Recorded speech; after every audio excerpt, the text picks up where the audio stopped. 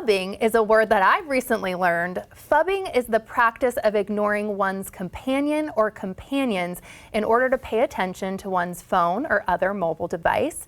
And my next guest, Dr. Jenny Wu, an emotional intelligence researcher, says phubbing may be ruining your relationships and in some ways helping us lose that magic. And she's here with me now. Thank you so much for being here. Thank you for having me, Kelly. Yes, so phubbing. Tell me about this name and how you first became interested in this behavior. Yeah, well, phubbing, which is short for phone snubbing, right, is really paying attention to our phone instead of the person next to us. And as an emotional intelligence researcher, this is what I study in terms of understanding interpersonal communications and how we behave. And essentially, when you're phubbing, you are telling the other person that, you know what, my phone is more interesting, right? Yes. More important than you or the conversation we're carrying.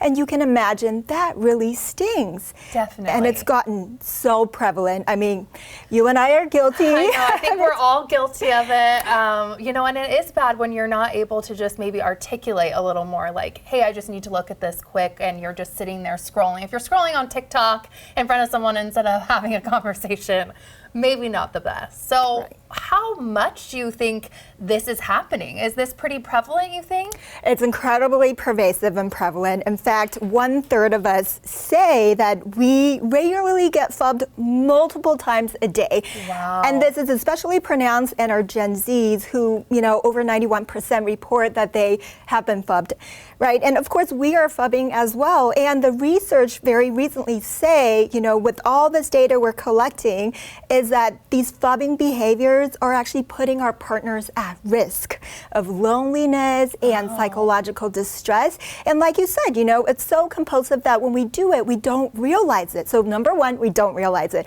Right. And number two, there's also studies showing that phubbing behaviors are linked to lower social intelligence, meaning that we don't even see it as disrespectful, so that we're doing it to perhaps escape from face-to-face interactions, right?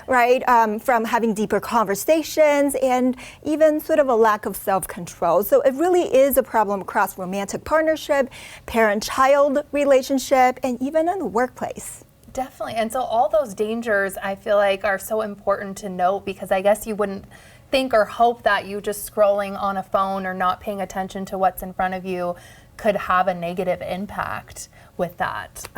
So let's talk about the solutions. And with your solutions, do you think these are good for adults and kids alike? Absolutely. These are very simple, actionable solutions that as families from toddlers to twilight years, we can all implement. And so easy way to remember are the 3 Ps, which plan ahead, right? Because we have these compulsive need to check. Sometimes we don't even realize it. We're obsessed. Obsessed, right? So how do you stop the obsession, right? So you go if-then statement. So if I'm at the dinner table, then I'm not going to check my phone until we're done eating, right? That kind of if-then in different scenarios.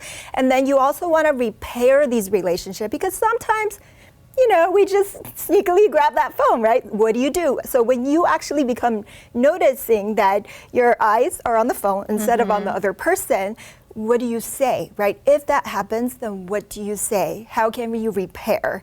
And then we have pocketed, to add some friction to, you know, make it easier to not hold that phone, is to just simply put it in another room. Keep it out of the bedroom, right? Or set time limits to it. That screen time limit, almost like the same thing, but even holding the phone. And adults, yes. And the last one is to pause it. When we hear our name called, we attentive to it, right? Same thing. When we see a notification, it's like hearing your name. So pause, mute, block your notification, and, you know, do some good old conversations and card games and practice your coping skills. And what do you do when you're bored or when you're feeling down? Definitely. And I think you make a good point. Like when you're getting notifications now, people even have like an Apple Watch, and it's the buzz is coming right to you. And so you think you have to have that instant gratification and you're on high alert, I guess, with that. Exactly. And what do you have here with these cards that you wanted to mention too? How is this helpful? Sure. So I've developed some good old-fashioned card games to keep us off the phone and really have that joy of simplicity and human-to-human interactions. So these are to build emotional intelligence, social skills, and coping skills. And what do you do when you have that urge to pull out your phone, as well as relationship skills. You are so amazing. This was so insightful. Thank you so much for being here, Doctor. It's a delight.